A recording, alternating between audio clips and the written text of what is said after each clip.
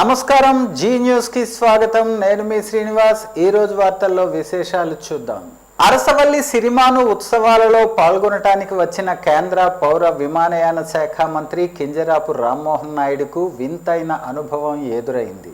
కాలినడకన సిరిమాను వరకు నడుచుకుంటూ వచ్చిన ఆయన తన కాన్వాయ్ ఉత్సవాల్లో చిక్కుకుపోవటంతో అప్పుడే ఒరిస్సా నుంచి భక్తులతో వచ్చి ఉన్న ఒరిస్సా ట్యాక్సీ ఎక్కి పర్యటన పూర్తి చేశారు.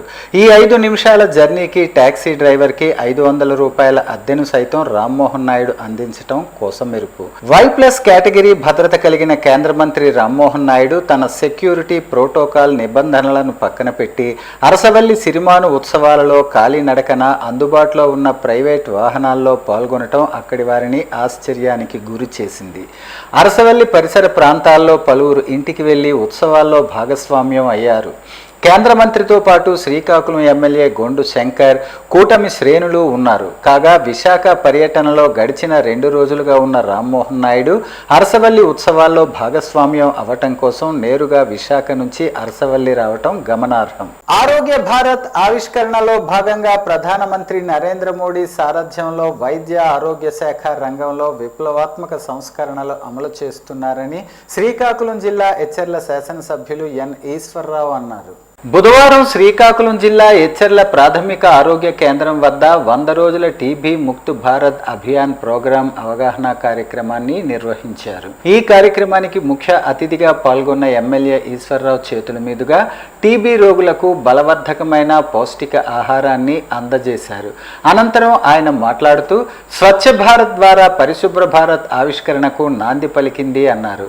ఎచ్చెర్ల మండలం పొన్నాడ పంచాయతీలో ఉన్న దీపక్ మైనింగ్ సొల్యూషన్ లిమిటెడ్ వారి సిఎస్ఆర్ యాక్టివిటీలో భాగంగా టీబీ ముక్త్ భారత్ అభియాన్ కార్యక్రమం నిర్వహించారు. ఎమ్మెల్యే నడుకుదుటి ఈశ్వరరావు చేతుల మీదుగా టీబీ పేషెంట్లకు న్యూట్రిషన్ కిట్లను అందించారు. ఈ సందర్భంగా ఆయన మాట్లాడుతూ ప్రతి ఒక్కరూ ఆరోగ్యంపై దృష్టి పెట్టాలని ప్రధానమంత్రి నరేంద్ర మోదీ సారథ్యంలో కేంద్ర ప్రభుత్వం 100 రోజుల టీబీ అవగాహన ప్రచారం చేపట్టడం ద్వారా టీబీ ముక్త్ భారత్ సాధించాలని ప్రయత్నం చేస్తుందని పేర్కొన్నారు. టీబీ రహిత భారత్ స్థాపన మనందరి బాధ్యతగా భావించాలన్నారు.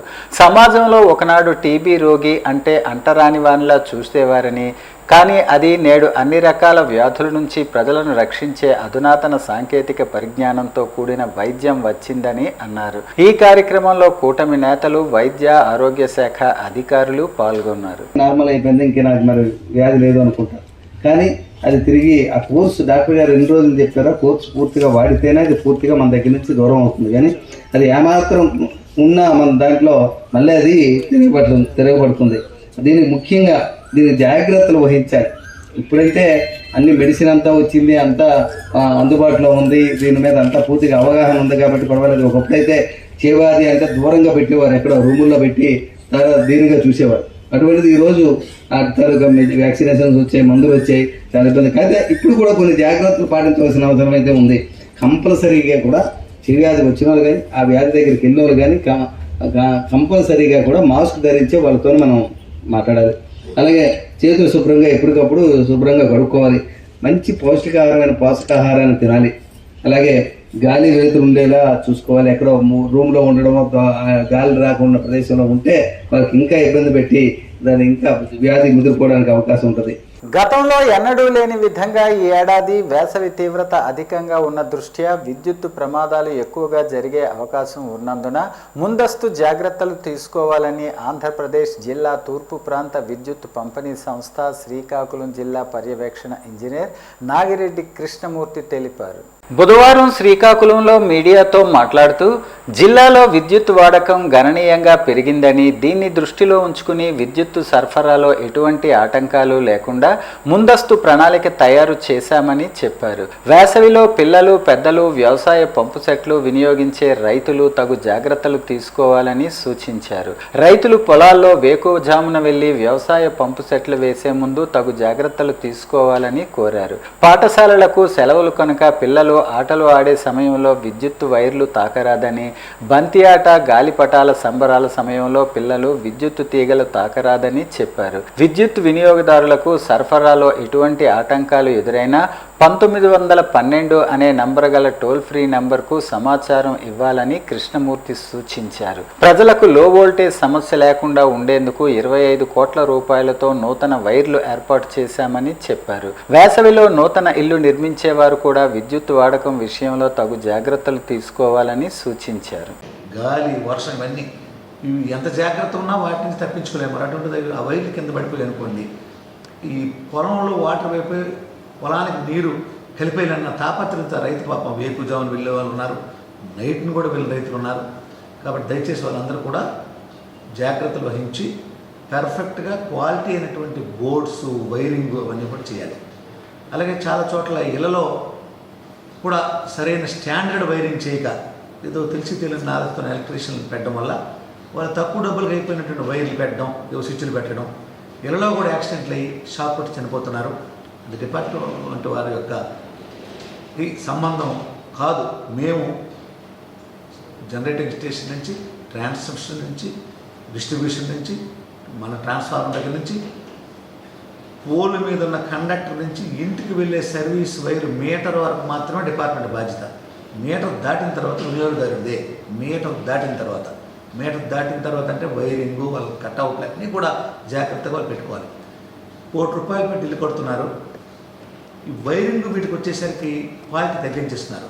వినియోగదారు తప్పు కాదు, సరైనటువంటి నాణ్యమైన పరికరాలు వాడక, సరైన గైడ్ చేయక, ఆ ఊళ్ళో ఎక్కడో కూడా తిరిగిన ఎలక్ట్రీషియన్లు ఉంటారు, వాళ్ళతో ఇదవుతుంది. దానికి మీరు దయచేసి అటువంటిప్పుడు లోకల్ వైరింగ్ స్టాఫ్ కానీ ఏఈని కూడా కలవండి, ఏ వైరింగ్ వాడాలి, ఏదైతే చేయాలని చెప్తారు.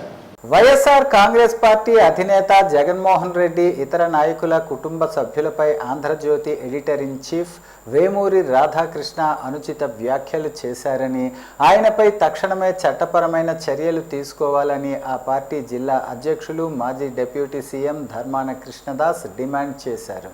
సోమవారం సాయంత్రం శ్రీకాకుళం జిల్లా పోలీస్ ప్రధాన కార్యాలయంలో జిల్లా ఎస్పీ కేవి మహేశ్వర్ రెడ్డిని పార్టీ ముఖ్య నాయకులు మాజీ మంత్రి సీదిరి అప్పలరాజు, పార్టీ సమన్వయకర్తలు పేరాడ తిలక్, చింతాడ రవికుమార్లతో ఆయన కలిశారు.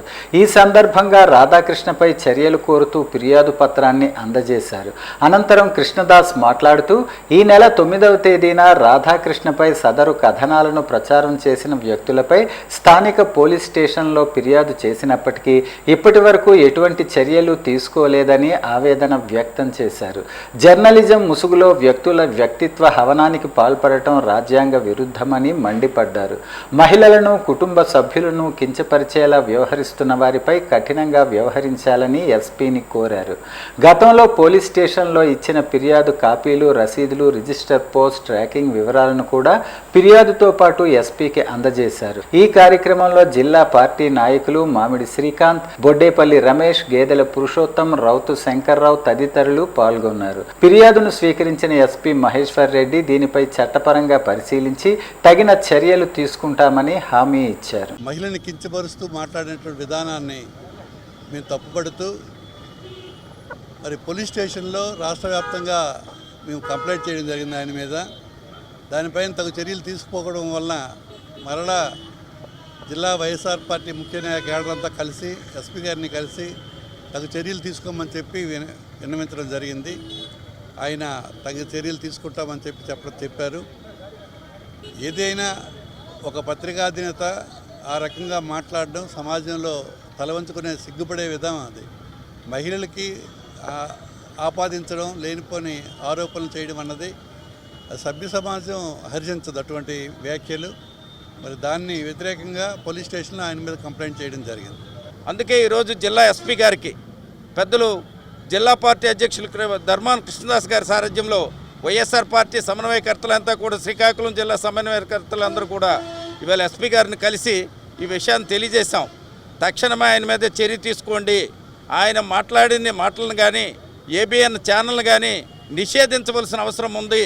ఎందుకంటే ఇది సభ్య సమాజం తల వంచుకునే విధంగా ఆయన ఆ రోజు ప్లే చేసే వీడియోస్ కానీ షో కానీ ఉంది. దీనికి బాధ్యులైన రాధాకృష్ణ పైన చర్య తీసుకోమని చెప్పి వైఎస్ఆర్ పార్టీ తరఫున మేము డిమాండ్ చేస్తున్నాం. ఈ ప్రభుత్వానికి చీమ కుట్టినట్టు లేదు సరి కదా. చంద్రబాబు నాయుడు గారు ఏబిఎన్ రాధాకృష్ణ వెనకేసుకొని వచ్చి ఏబిఎన్ కార్యాలయాల మీదకి వెళ్ళడం తప్పు అని చెప్పేసి తిరిగి ఖండించడం జరిగింది. అందుకు ఈరోజు శ్రీకాకుళం జిల్లా వైఎస్ఆర్ కాంగ్రెస్ పార్టీ తరఫున ఎస్పీ గారికి ఈ కార్యక్రమంపై ఈ కార్యక్రమం ప్రసారం చేసినటువంటి ఏబిఎన్ మీద రాధాకృష్ణ గారి మీద చట్టపరమైనటువంటి చర్యలు తీసుకోమని చెప్పేసి రిక్వెస్ట్ చేయడానికి రావడం జరిగింది.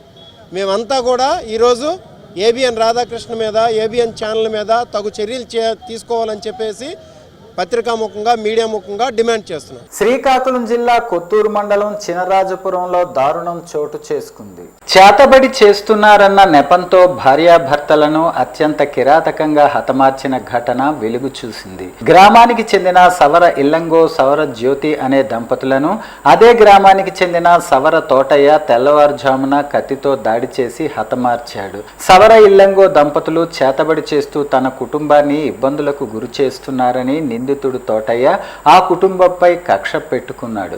ముందస్తు ప్లాన్ ప్రకారం ఇల్లంగో దంపతులు నిద్రిస్తున్న సమయంలో కత్తితో నరికి చంపాడు. హత్యానంతరం నిందితుడు పరారయ్యాడు. విషయం తెలుసుకున్న పోలీసులు ఘటనా స్థలానికి చేరుకుని దర్యాప్తు చేస్తున్నారు. నిందితుని కోసం ప్రత్యేక పోలీసు బృందాలు గాలిస్తున్నాయి. గిరిజన గ్రామంలో జంట హత్యలు జరగటంతో స్థానికంగా భయాందోళనలు వ్యక్తమవుతున్నాయి. ఆంధ్రప్రదేశ్లో ఆక్వాకల్చర్ రంగం రాష్ట్ర ఆర్థిక వ్యవస్థలో కీలక పాత్ర పోషిస్తోందని రాష్ట్ర వ్యవసాయ మత్స్య శాఖల మంత్రి కింజరాపు అచ్చెన్నాయుడు తెలిపారు.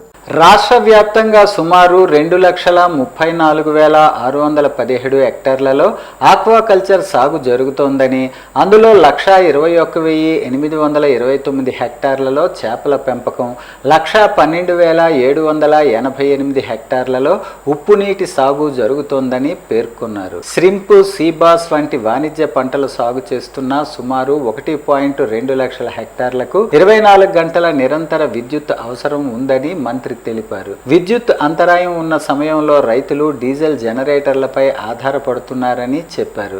ప్రస్తుతం రోజుకు సగటున 2 గంటల విద్యుత్ కోత ఉన్నట్లు అంచనా వేస్తూ 1 హెక్టార్కు రోజుకు సుమారు 5 లీటర్ల డీజిల్ అవసరం అవుతోందని వివరించారు. వారానికి 1 హెక్టార్కు 40 లీటర్ల డీజిల్ అవసరం కాగా మొత్తం 1.2 లక్షల హెక్టార్లకు వారానికి సుమారు 5,000 కిలోలీటర్ల డీజిల్ అవసరం ఉంటుందని తెలిపారు.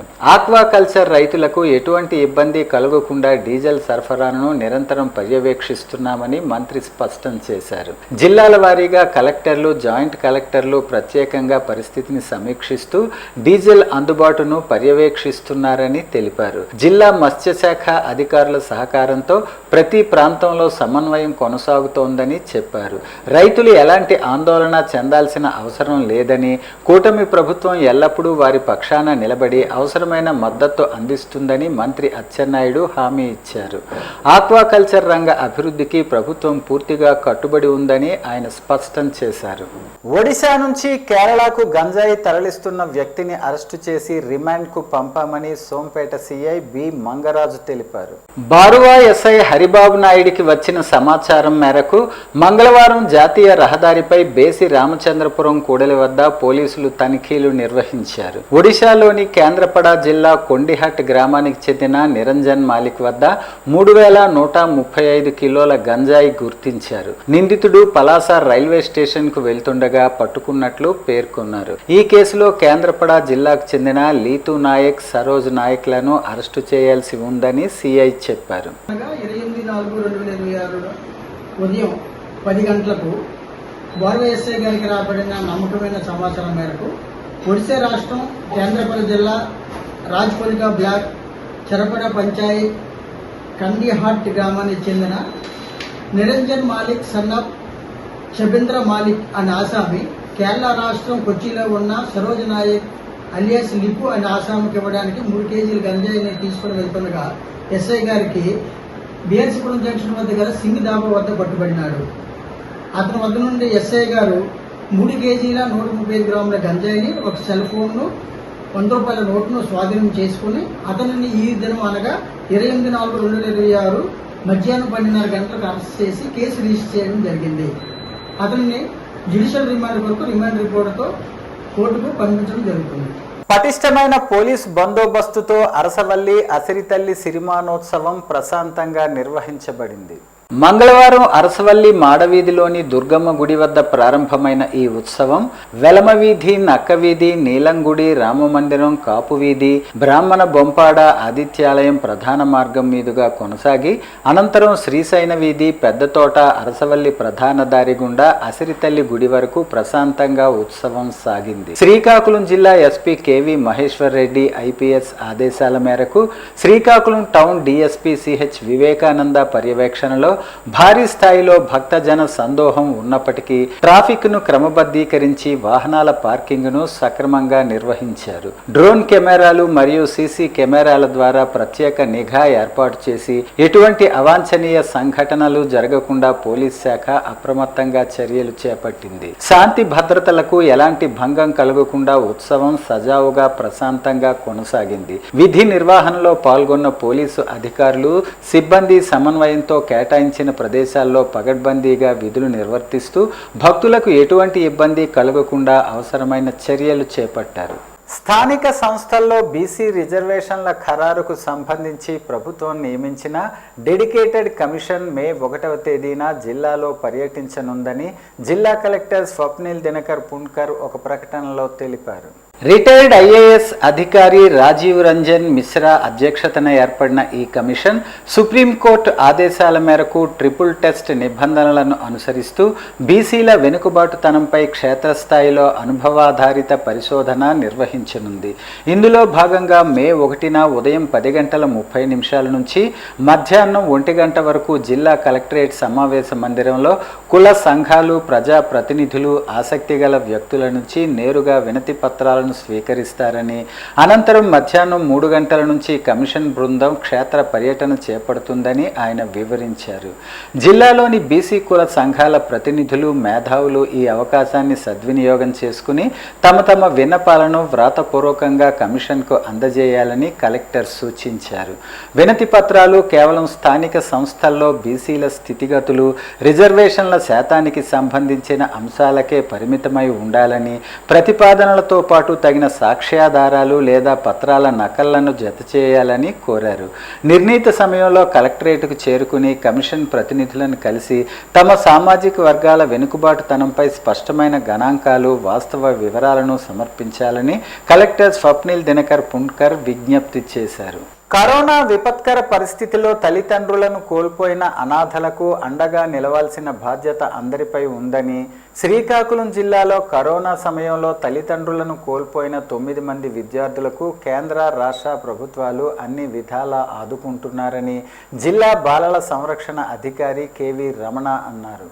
కరోనా బాధిత కుటుంబాలకు భవిష్యత్తు అవసరాల దృష్ట్యా ప్రతి ఒక్కరికి ఆర్థిక అంశాలపై కనీస అవగాహన ఉండాలనే ఉద్దేశ్యంతో ముఖ్యంగా బ్యాంకింగ్ సేవలు, పొదుపు పథకాల పట్ల అప్రమత్తంగా ఉంటూనే సైబర్ మోసాల బారిన పడకుండా జాగ్రత్త వహించాలని అన్నారు. భారత ప్రభుత్వ మహిళా శిశు అభివృద్ధి మంత్రిత్వ శాఖ ఆదేశాల మేరకు జిల్లా కలెక్టర్ మార్గదర్శకత్వంలో శ్రీకాకుళం జిల్లా శిశు సంరక్షణ విభాగం ఆధ్వర్యంలో బుధవారం ప్రత్యేక కార్యక్రమాన్ని ఏర్పాటు చేశామని చెప్పారు. బుధవారం శ్రీకాకుళం మహిళా శిశు సంక్షేమ శాఖ కార్యాలయంలో మీడియాతో మాట్లాడుతూ సీఎం కేర్ ఫర్ చిల్డ్రన్ లబ్ధిదారులైన కోవిడ్ అనాథ పిల్లలతో నిన్న సమావేశం ఏర్పాటు చేసి అందుబాటులో ఉన్న వివిధ బ్యాంకింగ్ సేవలు, ఫిక్స్డ్ డిపాజిట్ పథకాల ప్రయోజనాలను వివరించామని చెప్పారు. ప్రస్తుత డిజిటల్ యుగంలో సైబర్ భద్రత ప్రాధాన్యతను వివరించారు.